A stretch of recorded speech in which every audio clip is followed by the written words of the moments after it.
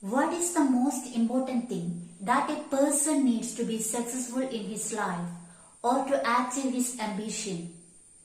Or what is the secret behind real resilience? Even though it is my personal opinion, what should be the message in a motivational class?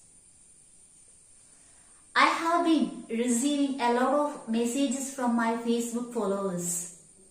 Some filled with compliments, others with criticism.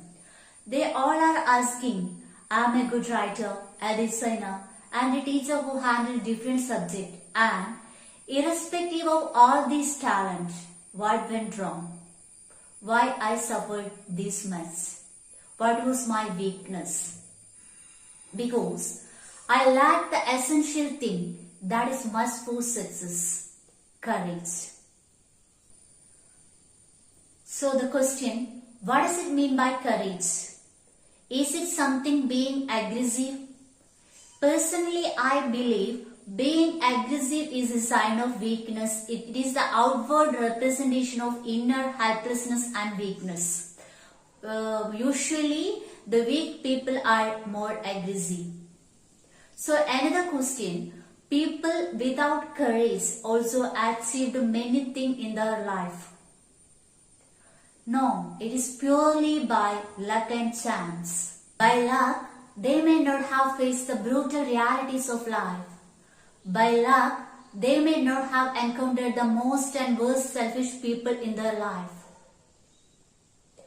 Just imagine a person who is spoon-fed and pampered by or protected by his parents, achieved his ambition, and he is leading a motivational class. My question, if he or she is had been placed in a different circumstance, that means if in a misogynist family which says girl should not study or a girl should live like a slave, or if they were born in a war-torn country like Syria, Afghan, or in an area disturbed by violence, would they still succeed? Courage matters here. That's why I say they may not have faced the brutal realities of life. Courage does not mean being aggressive or challenging everything around us. Courage means maintaining our mental balance, irrespective of all external provocation, and if we are able to focus on our work or our ambition, that is courage. The people or world around us are too much complicated. We cannot expect how they are going to behave or what circumstance we may land in. So, irrespective of all external trigger, provocation and threat, if we are able to focus on our work, that is real courage. Courage means inner strength, not the loud, aggressive kind of courage, but the quiet, steady inner strength to keep going when life gets dark. In a spiritual context, we can see in Bhagavad Gita, Krishna advises Arjuna to maintain an equanimity or mental balance.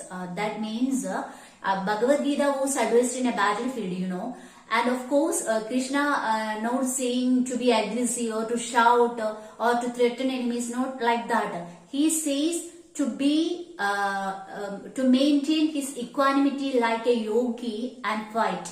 To fight not for revenge but for justice, for peace, not for Arjuna's personal gain, not for Krishna's personal gain, to uphold the justice of humanity like a soldier fighting against terrorists. Here also Krishna says to maintain equanimity or mental balance of mind.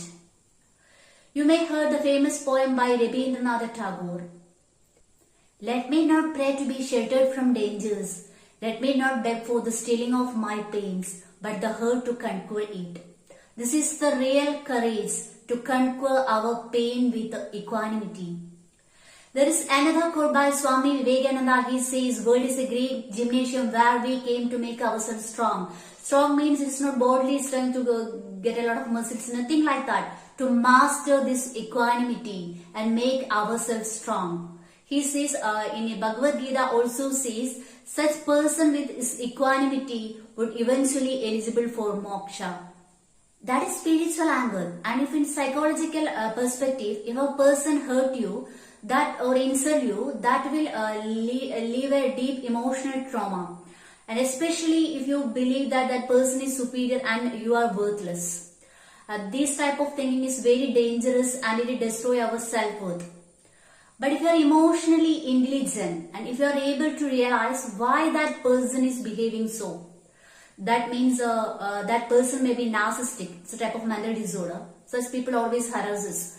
And if that person may be bipolar or with borderline personal disorder, and he is just expressing that inner struggle, or because he is ill, that's why his behavior is so, you will say, oh, it's not about me, it's his problem.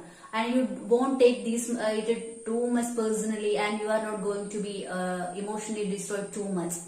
But this is called emotional maturity. Then you can leave it. You can just say leave it and walk away. This is called emotional maturity or emotional intelligence in psychology that I have learned from my counseling session by my counselors and mentors.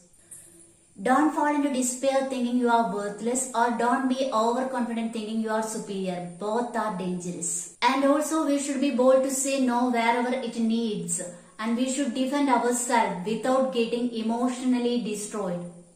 And we should learn to maintain our mental balance or this equanimity irrespective of all external trigger.